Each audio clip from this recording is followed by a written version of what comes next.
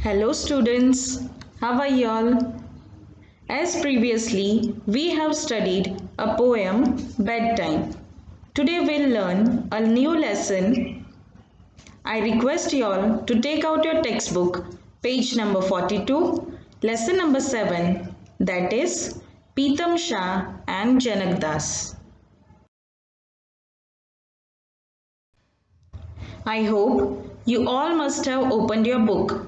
So let us start with the chapter 7, that is Pitam Shah and Janak Das, the last chapter of our first term.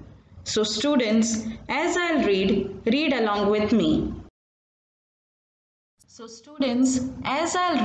Read along with me. On a warm afternoon, Pitam Shah was taking a nap under a tree. Here we will see the meaning of nap. Nap means a short sleep during the day.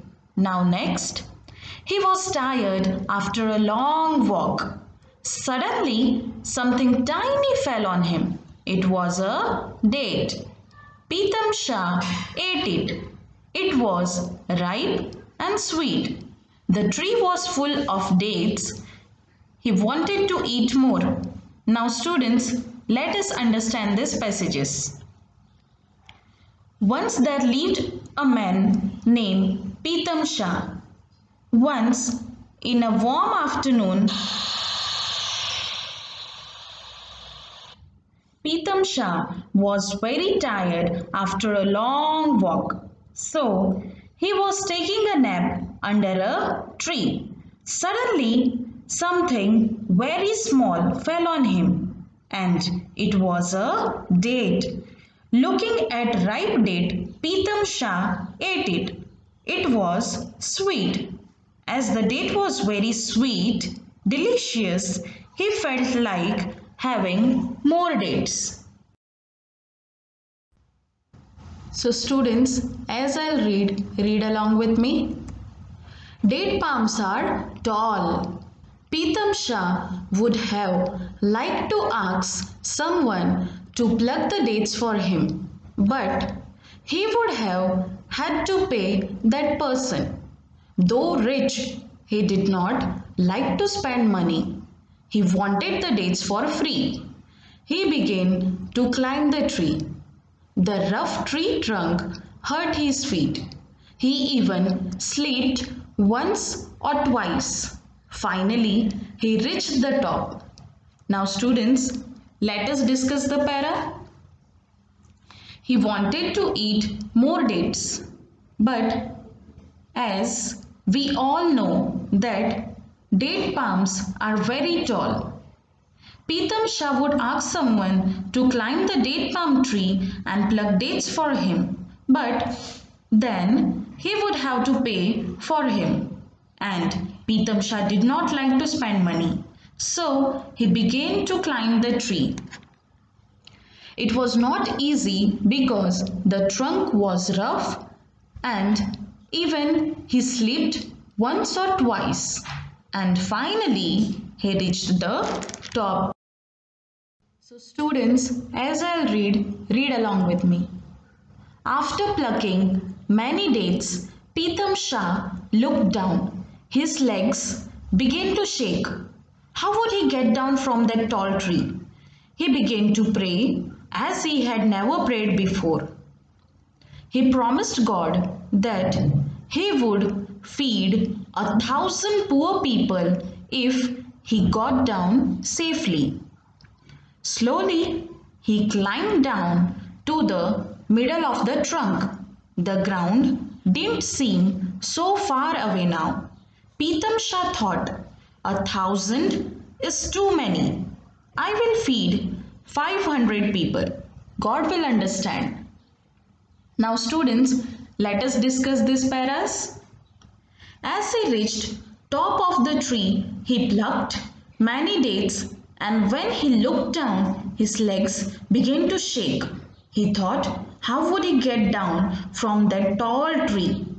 He started to pray, and then he promised God that He would feed 1,000 poor people if he got down safely. Slowly, he reached to the middle of the trunk.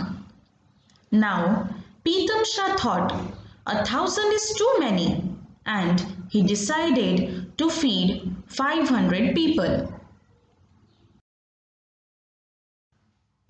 So students, as I'll read along with me. The closer Pritam Shah got to the ground, the fewer people he wanted to feed. When his feet finally touched the ground, he decided to feed one person. As he limped back home, he grumbled. Here we will see the meaning of limped. The word L-I-M-P-E-D, limped, means walk with difficulty. He walked with difficulty at his home. Next we will see the meaning of grumbled. G-R-U-M-B-L-E-D, grumbled. Grumbled means to complain about something in a anger. He was complaining that even one person will eat a lot and that will cost him more. The next, even one person will eat a lot. I must find a way to save money. Now students, let us discuss the para. As Pritam Shah got closer to the ground, the fewer people he wanted to feed. When he finally touched the ground, he decided to feed only one person.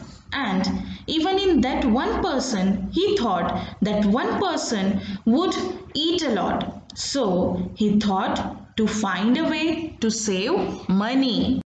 Students, as I'll read along with me. When he reached his village, Pritam Shah invited Janak Das to lunch. Then he went home and said to his wife Jashoda, "We must feed someone. I have invited our neighbor Janak Das. Most days they don't have enough money for food. He eats very little. Cook a tasty curry. Offer some of the dates I brought.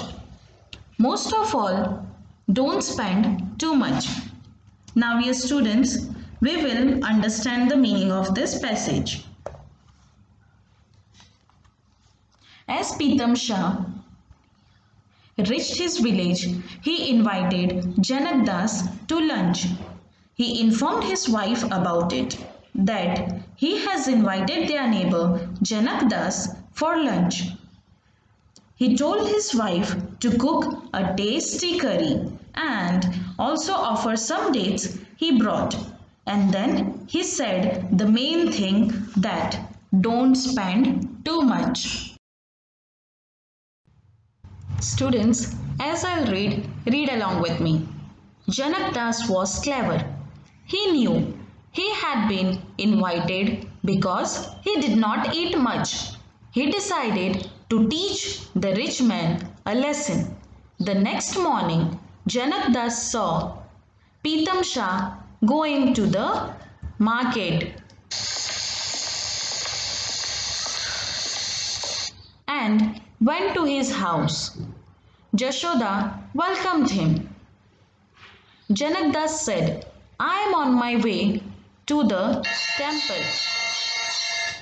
What will you cook for lunch?" Now students, let us discuss this paras. Janak Das, who was invited for lunch, was clever and he knew he was invited because he ate very less, and he decided to teach the rich man a lesson. The next morning, Janak Das saw Pritam Shah going to the market.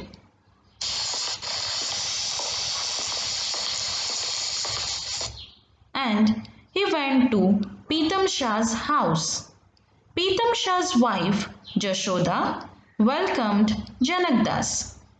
Janak Das asked Jashoda what she'll cook for lunch, as he was on his way for temple. Students, as I'll read along with me. Jashoda told him what she would cook. He asked her to cook for 10 people, as God would be pleased only if a large offering was made. For lunch, Jashoda cooked enough to feed 10 people. Janakdas said, I don't see any gold mohurs. At least 2 gold mohurs have to be offered to God when you feed the poor. Didn't you know? Now students, let us discuss the passages. Janakdas asked Jashoda to cook for 10 people. Then Jashoda cooked enough to feed 10 people. After seeing all the food, Janakdas said, I don't see any gold mohurs. And saying this, he also said, at least 2 gold mohurs you must offer to God when you feed the poor. Don't you know? As I'll read along with me. Jashoda did not wanted to argue with her guest. So she put 2 mohurs near the food. Janakdas nodded and began to eat. He ate a lot. Then he asked Jashoda to give him the rest of the food to take home. As he was leaving, he said to Jashoda, where is the money you should offer to me for coming to your house, so you could please God? Give me 3 gold mohurs. Jashoda knew that her husband would be very angry with her, but she had no choice. She gave Janakdas the mohurs and he blessed her and left. Now students, let us discuss this paras. Jashoda did not wanted to argue with Janakdas, so she put 2 mohurs near the food. Janakdas ate a lot and he asked Jashoda to give him the rest of the food to take home. Then again, Janakdas asked for 3 gold mohurs as he was leaving. Jashoda knew that her husband would be very angry with her. Then Janakdas got gold mohurs, blessed Jashoda and left. As I'll read along with me. Janakdas reached home and gave the food to his wife. He said, Pitam Shah will be very angry when he finds out what I have done. He will come here. Before that, you and the children can eat your fill. Janakdas told his wife what to do when Pitam Shah came and went to sleep. Soon, Pitam Shah came running to Janakdas' house with a stick in his hand. The people of the village followed him. Now students, let us discuss this paras. Janakdas reached home and gave the food to his wife and told her that she and children can eat their fill. He said, Pitam Shah will be very angry when he finds what Janakdas has done and he will come to their house. Janakdas told his wife what to do when Pitam Shah would come and Janakdas went to sleep. Pitam Shah came running to Janakdas' house very angrily. The people of the village saw Pitam Shah running. They also followed him. Students, as I'll read along with me. Janakdas' wife was crying at her door. As she saw Pitam Shah, she shouted, Murderer! My husband has been very ill since he came back from your house. What did you feed him? Pritam Shah was afraid. He said, "Don't cry. Call a doctor. A good one." Janak Das' wife screamed, "Do you think we have the money?" Now students, let us discuss the paras. Janak Das' wife was crying. As she saw Pritam Shah, she shouted, "Murderer!" looking at him, and said, "My husband is very ill since he came back from your house," and asked, "What did you feed him?" Listening to Janak Das' wife, Pritam Shah got afraid and said, "Don't cry, call a doctor." As he said this, Janak Das' wife screamed, "Do you think we have the money?" Students, as I'll read along with me. Pritam Shah said, "Send your son to my house. I will give him 10 gold mohurs. Call the best doctor." He ran all the way to home and handed the money to Janak Das' son.